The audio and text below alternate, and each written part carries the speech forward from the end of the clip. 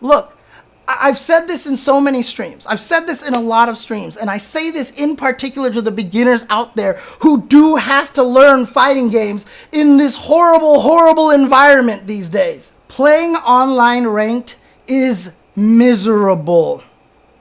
It's fucking miserable.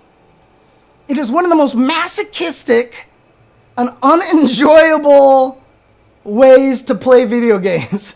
Sitting there playing ranked by yourself. Losing hurts.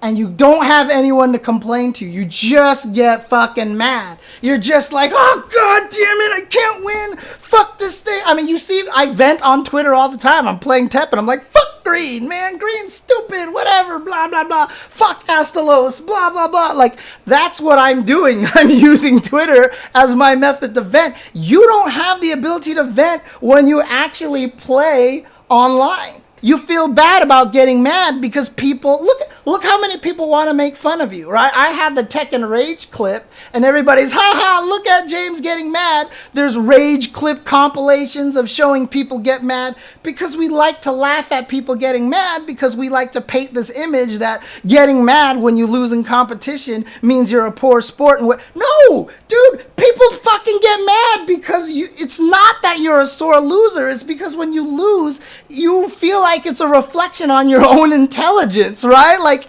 you get mad, dude. Get fucking mad when you play fighting games, dude. That's why, like that Rage clip, I've never been embarrassed. I've never apologized for it because that shit happens. Everybody gets fucking mad when they play a game. If you are emotional and you don't get mad at a fighting game, then you don't care.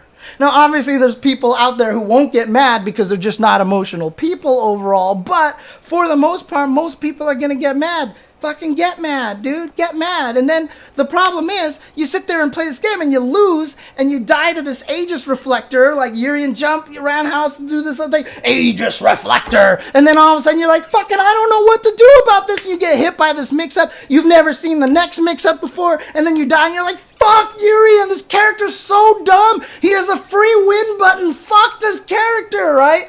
And the whole entire time, the problem is that I began the sentence with Urian jumped in on you. And you didn't anti-air. And you lost because of that. And no one's there to tell you. No one's there to tell you that you lost, not because Urian is cheap. He is cheap, but that's not why you lost.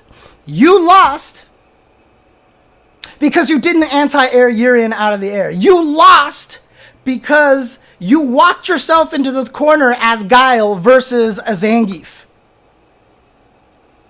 You know, as a Guile versus Zangief. That's why you lost. You walked yourself into the corner. You gave the opponent the means to defeat you.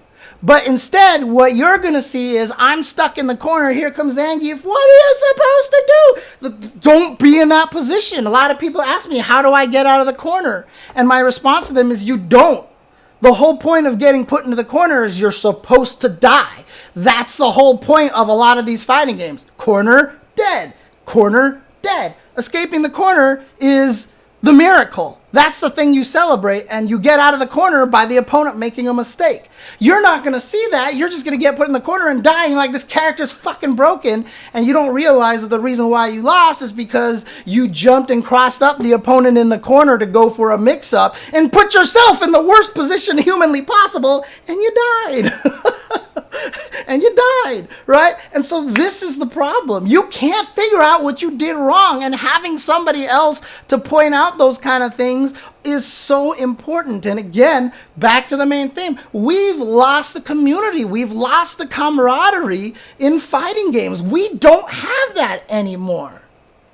And then, like I said, when you go look up information, how do you even look at... There's just too much information, even if there is good information. This is the problem with tutorials in fighting games as well. They give you the entire tutorial right there at the beginning. Like, the entire thing is there. Here's how to parry. Here's how this system mechanic works. Here's this situation. Like Guilty Gear, their tutorials are amazing. They teach you about throw option selects. They teach you about all this shit. Dude, you don't need that fucking information when you're first starting it, but you're gonna read it all in one sitting because you're just going for the fucking trophy. And you're going to forget all of that later on. Tutorials are useless in a lot of fighting games. In fact, most tutorials in video games, and even outside of video games, most tutorials, even on YouTube, even my own tutorials, my first attacks, my tutorials are better for people that already know fighting games. Beginner tutorials are almost always 100% designed for fighting game players pretending they're beginners. They'll sit there and watch it and go like, that would have been great if someone taught me that when I was learning to play. Dude, if you were taught that when you were learning to play, you wouldn't fucking understand anything that came out of that. But they're not actually teaching beginners. So how the fuck do you find information? You gotta search? I have to go to YouTube and go look for this shit? And then I have to know what my key terms are? Like, I'm not going to sit here and go, how do I Tiger Knee Cannon Strike with Cammy? If I want, like, how the fuck do you even learn how, like, where do you go and look? At least back in the days when we had Shoryuken.com, yeah, you had to know about Shoryuken.com. And a lot of people were like, oh, I learned about it through your FAQ, James. Once you learned about it, it was all fucking there.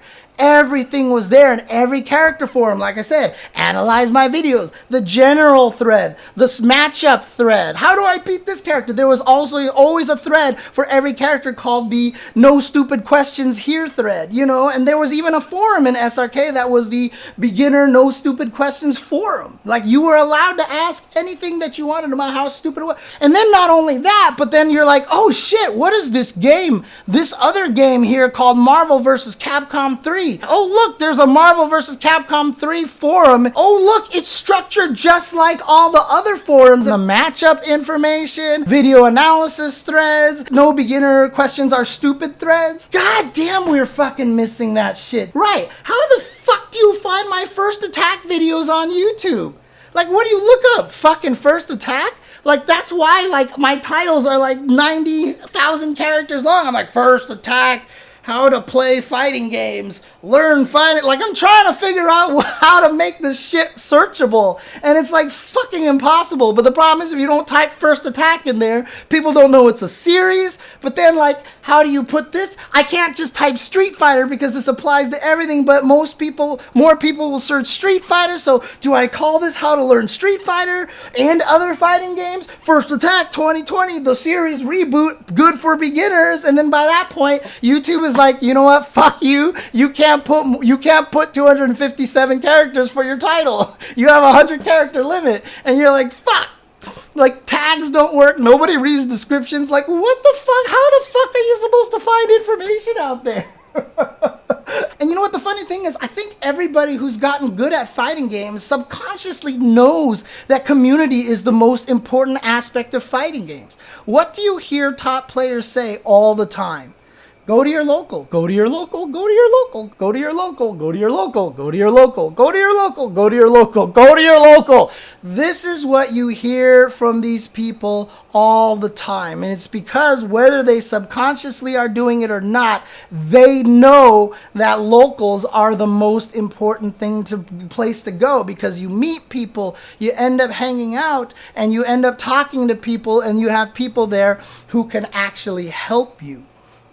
It's one of the reasons why I created the Sure You Can scrimmage tournament, because I'm hoping I get people coming back to play all the time. And you see it in our Discord right now, in the UltraChenTV Discord. A lot of those players will just hang out and be like, hey, anybody want to play some matches? Anyone want to play some matches? And then they become friends. They get to know each other. They recognize each other's names. It creates a virtual version of that kind of environment. We just don't have something like that. And yeah, I know people out there have bad experiences at locals, by the way. I'm going to cut this off at the pass, because I know that there is bad experiences at locals. And I know I've heard lots of stories from people that have been gate-kept out of their locals, that there's elitism, like, this guy sucks, we won't talk to him, kind of thing like that. And that is a problem, and we are trying to take care of that. Like, the fighting game community is working hard at making sure that this doesn't continue to happen. It's not going to ever go away completely, because that's just human nature, but we have to do a better job as a community to prevent that kind of thing and to call it out. In general, the biggest problem that we have right now is that the fighting games we have right now, and online gaming in general, do not facilitate community. at least though in games like League and CSGO, team-based games, one of the reasons why they're so powerful, a lot of people say, well, it's because you can blame your teammates or whatever. No, a lot of it is also the camaraderie. When I was trying to learn League of Legends, I was playing with a bunch of SoCal people, and they'd be like, James, do this, try to kill the minions last. Oh, okay, make sure. That's okay, James. Like, don't worry. Well, next game, you'll figure this out. That was a mistake. You're feeding them, like, blah, blah, blah, blah. You have that community. You have that camaraderie, the encouragement, all the things that I talked about earlier. Fighting games just doesn't have that shit. Like, that just doesn't exist. Like, what are you going to do? Like, fight someone online and then go message them on PSN and be like, hey, you're really good. Can we run some sets? I mean, I know people try to do that, but it's awkward, and a lot of people don't respond to that. There's something about it that doesn't feel right about it. You're always scared that the other person on the other end is just like, haha, this fucking scrub, I just murdered him. It would be kind of cool if fighting games could kind of create some sort of like buddy system in the game where you're encouraged to watch your friends play. Like, your friend is online, go watch their games. That just doesn't exist right now. It doesn't exist. And so you don't make friends like you did in the arcade.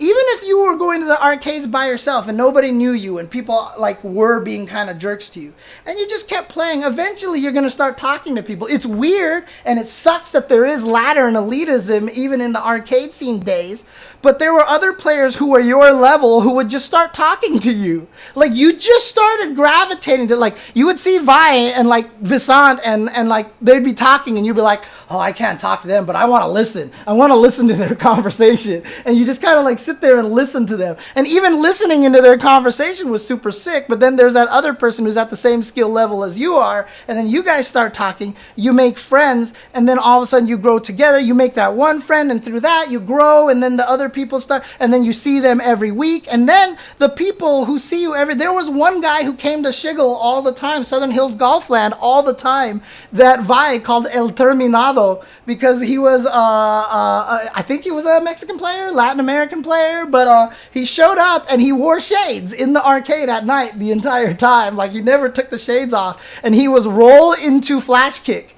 He played Kim and Terry, who had short rolls, and he would roll flash kick. He was roll flash kick the player. He was roll uppercut with Iori, because Iori had one of the shortest rolls in the game. And he did that all the time, and everybody used to kind of make fun of him. But the thing is, he kept showing up, and eventually Vi was like, dude, you have to stop rolling and uppercutting.